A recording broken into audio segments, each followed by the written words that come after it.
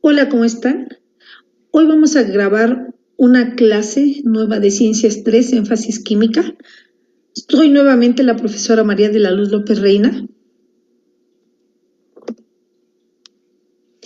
En esta semana de trabajo se va a reforzar el aprendizaje esperado, segunda revolución química. Empecemos. Desde fines del siglo XVIII, miembros del gremio científico hicieron investigaciones y se enfocaban prácticamente en las siguientes preguntas. ¿Cómo está constituida la materia? ¿Cuántos elementos existen? ¿Cómo representar a los componentes de los compuestos? Un ejemplo de estas aportaciones es la ley de la conservación de la masa, creada por el químico francés Anton Laurent Lavoisier, quien explicó con una balanza que la materia es la misma antes y después de una reacción química. Por esta y varias aportaciones es considerado padre de la química moderna. Vamos a analizar un pequeño video sobre las aportaciones que hubo de la química a través de los años. A lo largo de la historia y conforme se iban descubriendo los elementos químicos, los científicos se vieron en la necesidad de ordenarlos y agruparlos. En el siglo XVII, Robert Boyle estableció el concepto moderno de elemento. Señaló la existencia de ciertas sustancias elementales que al combinarse formaban el resto y los llamó elementos. En 1789, Lavoisier clasificó los 33 elementos químicos conocidos hasta ese momento, colocándolos en 4 grupos: las sustancias metálicas, las no metálicas, las salificables térreas y las sustancias que pueden ser los elementos de los cuerpos. La clasificación de Lavoisier no fue la más adecuada, pero se menciona como precedente. A principios del siglo XIX ya se conocían alrededor de 55 elementos químicos. La contribución de Berzelius fue la simbología química moderna. Él propuso tomar la primera letra del elemento químico en mayúsculas de su nombre en latín y en algunos casos una segunda letra pero en minúsculas. Era en latín porque era la lengua internacional de la terminología científica en ese momento. A mediados del siglo XIX, Cannizzaro propone un método para calcular las masas atómicas de los elementos químicos y los ordena de menor a mayor masa atómica. Dobereiner agrupó a los elementos químicos de 3 en 3 para establecer un orden entre los elementos y sus propiedades, en donde la masa atómica del elemento central corresponde al promedio aproximado de los 2 otros elementos. A esto se le llamó ley de las tríadas. Posteriormente, en 1864, Newlands ordenó a los elementos químicos de menor a mayor masa atómica en grupos de 7 en 7 y se dio cuenta que cada 8 elementos químicos compartían propiedades similares. A esto se le llamó ley de las octavas. Y finalmente, en 1869, Mendeleev ordenó a los elementos químicos de acuerdo a su masa atómica y además tomó en cuenta sus propiedades químicas, lo que llevó a dejar espacios en blanco para elementos químicos que aún no habían sido descubiertos, y además predijo las propiedades del elemento químico que iba a ocupar ese espacio en blanco. Años más tarde, con el descubrimiento de nuevos elementos químicos, las sorprendentes predicciones de Mendeleev se cumplieron, ya que coincidían con las propiedades de los elementos que iban a ocupar los espacios en blanco que él dejó. A continuación te muestro algunos ejemplos. Mendeleev estableció la ley periódica de los elementos, que dice: las propiedades de los elementos son función periódica de sus masas atómicas. Esto quiere decir que los elementos químicos tienen propiedades diferentes dependiendo de su masa atómica. Interesante, ¿no? A cierta ciencia. Muchas gracias por ver el video. Espero te... Importantes aportaciones que dieron origen a la segunda revolución química, ¿no creen? También vamos a reforzar el siguiente aprendizaje esperado. Relaciona la abundancia de los elementos carbono, hidrógeno, oxígeno, azufre y fósforo con su importancia para los seres vivos. Si ustedes ven en la siguiente imagen, podemos ver que se encuentra el elemento carbono, el elemento hidrógeno, el elemento oxígeno y el elemento nitrógeno. Si nosotros juntamos la palabra, formamos chon. Y esos son los principales elementos que tienen los seres vivos, considerados como bioelementos primarios. Pero viene la siguiente pregunta que todo mundo como ser humano nos hacemos. ¿Qué elementos son importantes para nuestro cuerpo? ¿De qué estamos formados nosotros desde la cabeza a nuestros pies? Vamos a contestar esas interrogantes que nos hacemos nosotros los seres humanos. Por ejemplo, tenemos oxígeno, tenemos carbono, hidrógeno, nitrógeno, carbono, fósforo. También nuestro cuerpo tiene magnesio, tiene carbono, sodio, entre otros. ¿Qué quiere decir con esto? Que de cada uno de esos elementos que conforman nuestro cuerpo tenemos cierto porcentaje y que si hay alteraciones de ese porcentaje, entonces es cuando nos enfermamos. Existe un desequilibrio en nuestro cuerpo. Por ello, se dice que nosotros tenemos bioelementos primarios que son la base de nuestra formación corporal, que tenemos aproximadamente un 65% de nuestra masa corporal. De ahí tenemos los bioelementos secundarios, que viene a ser el magnesio, el calcio, el sodio, el potasio y el cloro, y tenemos un porcentaje menor. Por eso se llaman bioelementos secundarios. Y por último tenemos los oligoelementos o elementos traza, que quiere decir que tenemos mínimas cantidades de esos elementos, pero que sin ellos nuestro cuerpo no podría funcionar. ¿Por qué? Porque somos una máquina perfecta en estabilidad y en equilibrio. ¿Cuáles son esos oligoelementos? Hierro, manganeso, cobre, zinc, flúor, yodo, boro, entre otros. Ustedes pueden ir checando la imagen de lo que yo les estoy explicando y se darán cuenta que prácticamente estamos revestidos de elementos químicos. Además, no podrá faltar el que yo les pueda explicar que la mayoría de nuestra masa corporal es o se encuentra en estado líquido.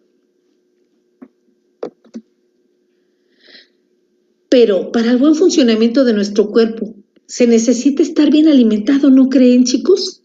Así nosotros rendimos más y tenemos mayor posibilidad de tener éxito en todas las actividades que podamos realizar en el transcurso del día, sin olvidar básicamente que lo más importante o la clave para poder tener energía es el desayuno.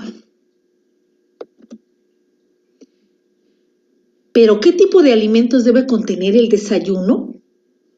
No puede faltar la leche, el pan, el huevo, el cereal y sobre todo la fruta. Prácticamente este tipo de nutrientes o de alimentos nos proporcionan la energía o las calorías necesarias para poder funcionar perfectamente en el transcurso del día, para que nosotros podamos realizar las actividades en óptimas condiciones. Pero nos preguntaremos, bueno, ¿qué contienen los alimentos que estamos consumiendo? ¿Qué contiene la leche? ¿Qué contienen los cereales? ¿Qué contiene el huevo? ¿Qué contiene el pan? Básicamente, ese tipo de alimentos que ingerimos todos los días le llamamos nutrientes, y esos nutrientes, a la hora de que estamos consumiéndolos, vamos ingiriendo proteínas. También adquirimos con ellos glúcidos o carbohidratos, que son los azúcares que necesitamos nosotros consumir. En pocas cantidades debemos consumir carbohidratos o azúcares, y además en pocas cantidades debemos consumir lípidos o grasas. No podrá faltar en nuestra dieta vitaminas, y sobre todo también debemos ingerir minerales, y no puede faltar ese líquido vital llamado agua que debemos de... Existen los esenciales para la vida, ¿no creen ustedes? Los secundarios se encuentran en menor cantidad, ya que realizan funciones especiales, y sobre todo no podrán faltar los oligoelementos, que se encuentran en cantidades pequeñísimas. Para que te quede más claro, vamos a ver el siguiente video. Seres vivos, y sin ellos muy probablemente no podría haberse desarrollado la vida en la Tierra, y como su nombre lo indica, son elementos químicos presentes en nuestro organismo.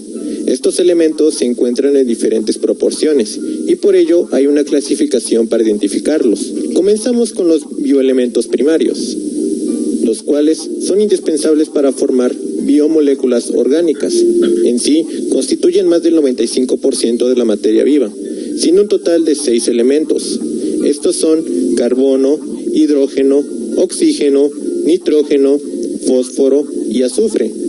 Por lo general, esta clasificación se le atribuye el nombre de CHOMS. Ahora, analicemos más a fondo por qué estos elementos son tan importantes para el organismo. Empezando con el oxígeno. Tiene muchísimas funciones. Entre ellas, destacamos la de participar en el proceso de la respiración y la fotosíntesis en las plantas. Además, se encuentra constituida en varias moléculas orgánicas, siendo este el más abundante en el cuerpo humano, y por esa razón es muy importante. No, más que eso, es vital para el ser humano. Este elemento se encuentra en un 65% en tu organismo. Carbono. El papel que desempeña es ser indispensable en la formación de biomoléculas orgánicas. Un ejemplo son los carbohidratos, lípidos, proteínas y ácidos nucleicos. Es por eso que el carbono es el segundo elemento más abundante en el cuerpo humano. Cuenta con un total de 18%. Hidrógeno. El hidrógeno forma parte de biomoléculas inorgánicas, como por ejemplo el agua, y al mismo tiempo forma parte de biomoléculas orgánicas. Este es el tercer elemento más abundante en el cuerpo humano. Cuenta con un total de 9.5%. Nitrógeno. Es un constituyente de las proteínas, las vitaminas y los ácidos nucleicos. Y sí, es verdad que el nitrógeno es imposible para nosotros metabolizarlo. Y aquí va lo interesante. En otros reinos, como por ejemplo el Monera, el gas nitrógeno es aprovechado por algunas bacterias en el suelo y así realizar simbiosis con ciertos tipos de plantas. En el cuerpo humano ocupa el cuarto lugar y cuenta con un 3.2%. Fósforo. Participa en la transferencia de energía y constituye los fosfolípidos a la molécula de ATP, así como forma parte de estructuras como los huesos y los dientes. El lugar que ocupa respecto a la abundancia en el cuerpo humano es el sexto, teniendo un total de 1%. Azufre. Forma parte de algunos aminoácidos, como por ejemplo la metionina y cistina. También se halla en las rutas metabólicas universales y ocupa el octavo lugar en la abundancia. Tiene un 0.3%. When's the last time you seriously thought about your browser? Does it Proporcionen los seres vivos. Por eso no quiere decir que no sean importantes. Claro que son importantes y se encontrarán en un 3.3% en el cuerpo humano. Y una de sus principales características es formar sales solubles o insolubles. Ahora, son un total de 5 elementos, los cuales son el calcio, sodio, potasio, magnesio y el cloro. Empecemos por hablar del calcio. De forma general, se encuentran en estructuras óseas, como los dientes y los huesos, en la contracción muscular y en la presión sanguínea. El lugar que ocupa en abundancia en el cuerpo humano es el quinto, y cuenta con un 1.5%. Sodio. El sodio es el catión más abundante en el medio extracelular. Es necesario para la conducción nerviosa y la contracción muscular. El lugar que ocupa es el noveno, y cuenta con un 0.2%. Potasio. El potasio abunda en la naturaleza en los elementos relacionados como el agua salada y otros minerales.